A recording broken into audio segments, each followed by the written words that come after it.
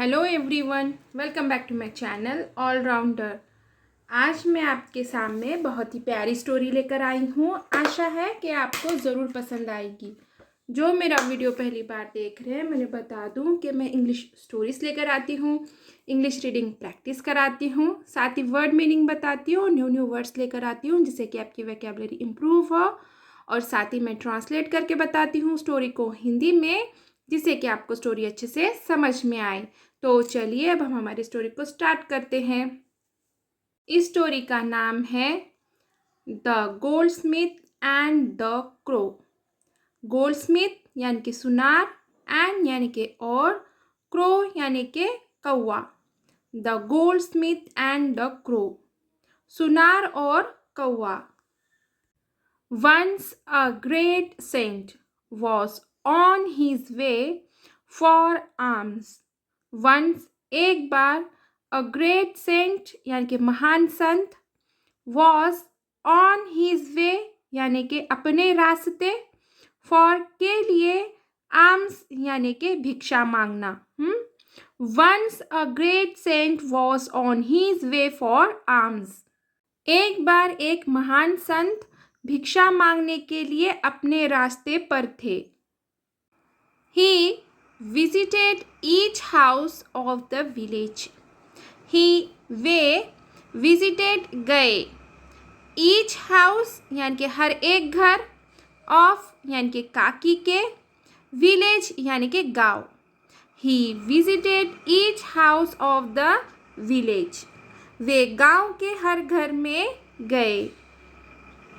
He reached the door of a goldsmith. Way reached पहुँचे, door यानी कि द्वार यानी कि दरवाज़ा, of यानी कि काकी के, goldsmith यानी कि सुनार, सुनार के द्वार यानी कि सुनार का दरवाज़ा। He reached the door of a goldsmith.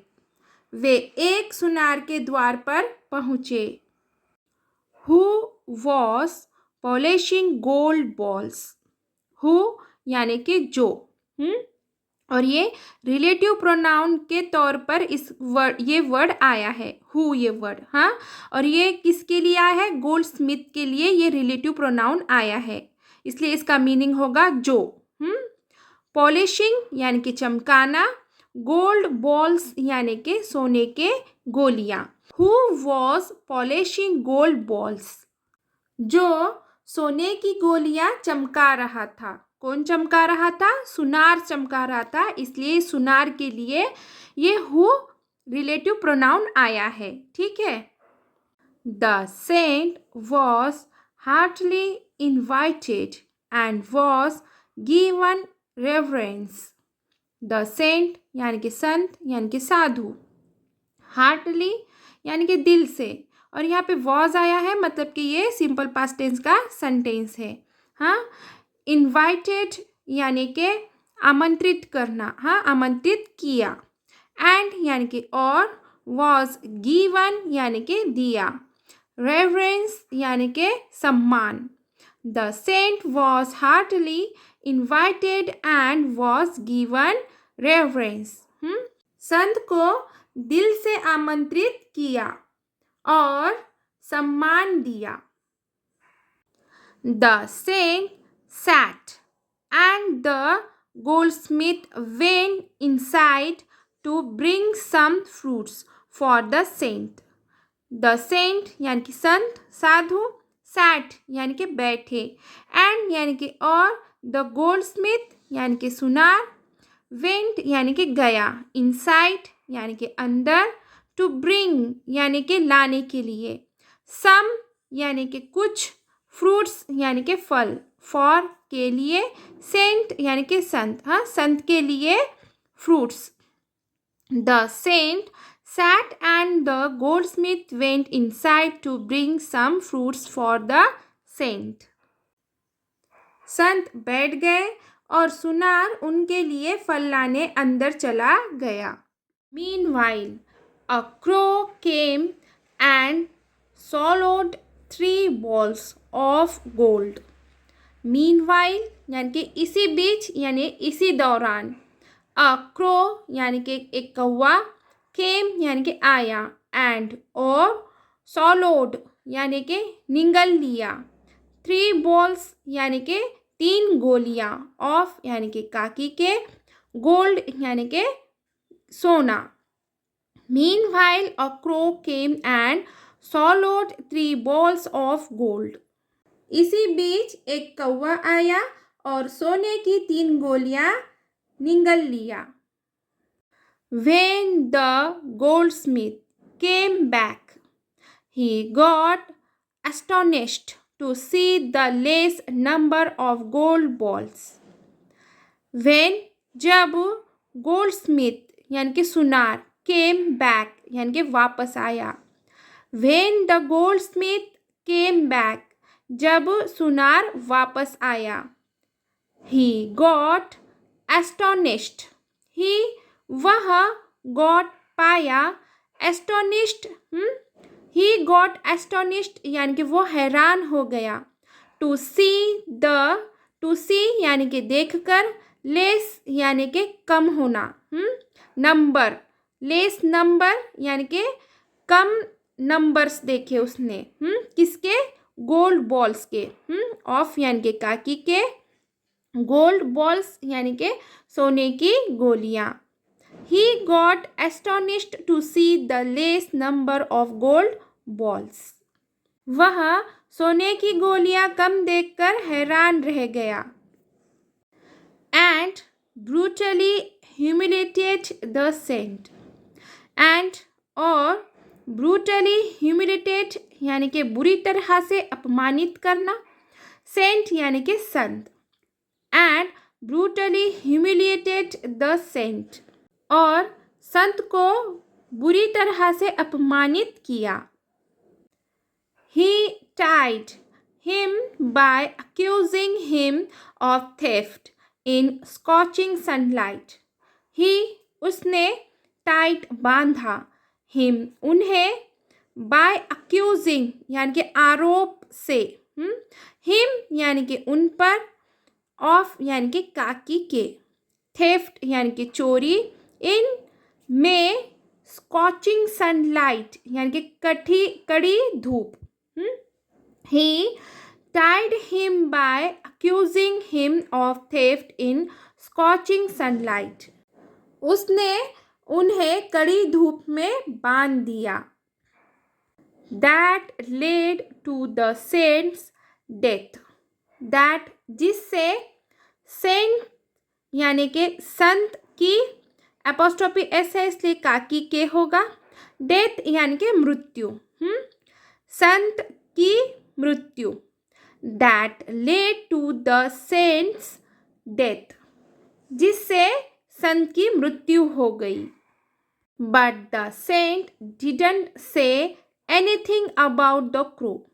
But लेकिन, सेंट संत, डिडंट यानी कि नहीं, से यानी कि कहा, एनीथिंग यानी कि कुछ भी, अबाउट यानी के बारे में, क्रो यानी कि कौवा। But the saint didn't say anything about the crow. लेकिन संत ने कौवे के बारे में कुछ भी नहीं कहा।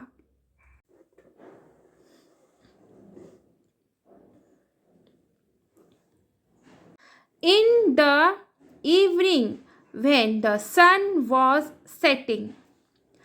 इन द इवनिंग यानी कि शाम के समय में, when जब, सन सूरज, सेटिंग यानी कि ढल रहा था। In the evening when the sun was setting, शाम को जब सूरज ढल रहा था। Lots of crows were crossing the goldsmith's house. Lots यानी कि बहुत सारे, ऑफ यानी कि काकी के, क्रॉस यानी कि कौवे, क्रॉसिंग यानी कि गुजर रहे थे, गोल्डस्मिथ्स हाउस यानी कि सुनार के घर, एपोस्ट्रोफी एस आया है इसके लिए के आया है, ठीक है। Lots of crows were crossing the goldsmiths house. बहुत सारे कौवे सुनार के घर के पास से गुजर रहे थे। Suddenly the goldsmith found 3 gold balls. Suddenly, अचानक, goldsmith सुनार found मिले 3 gold balls यानी कि 3 सोने के गोलियां.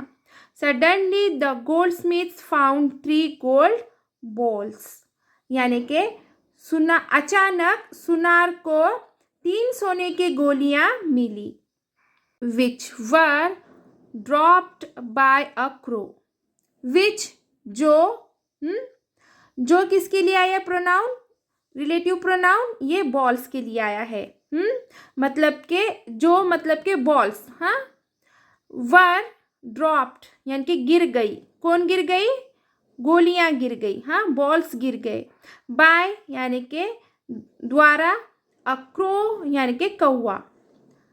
विच वर ड्रॉप्ड बाय अ क्रो, जो कौवे के द्वारा गिर गई. He understood the whole situation that jolted him. He उसे understood यानी कि समझ गया. whole situation यानी कि पूरी बात. that jolted यानी कि स्तंभ होना या फिर झटका लगना. him यानी कि वह. He understood the whole situation that jolted him. उसे पूरी बात समझ में आ गई और वह स्तंभ रह गया या फिर वह हिल गया, उसे झटका लग गया. Now the goldsmith repented of his folly. Now अब goldsmith सुनार repented यानी कि पछतावा हुआ. of यानी कि काकी के. his folly यानी कि उसकी मूर्खता या फिर अपनी मूर्खता. Now the goldsmith repented of his folly. The saint had died for the sake of the crow's life. The saint यानी कि संत, साधु. died for यानी कि जान दे दिया. sake of the crow's life यानी कि कौवे के जीवन के लिए यानी कि त्याग करना. हाँ, सेक यानी के लिए त्याग करना. The saint had died for the sake of the crow's life. कौवे की जान बचाने के लिए संत ने जान दे दी थी. अब देखेंगे moral of the story. A saint teaches us to live for others. एक सेंट यानी कि संत. टीचेस यानी कि सिखाता. अस यानी कि हमें. लिव यानी कि जीवन. फॉर यानी के लिए. अदर्स यानी कि दूसरे. A saint teaches us to live for others. एक संत हमें दूसरे के लिए जीना सिखाता है. तो चलिए यहीं पे हमारी स्टोरी ख़त्म होती है. आशा है कि मेरी स्टोरी आपको ज़रूर पसंद आई होगी. अगर मेरी स्टोरी आपको पसंद आई है तो प्लीज़ इसे लाइक ज़रूर कीजिए, शेयर कीजिए, कमेंट कीजिए, प्लीज़ हाइप ज़रूर कीजिए और न्यू है चैनल पर तो प्लीज़ सब्सक्राइब ज़रूर कीजिए. Thank you for watching.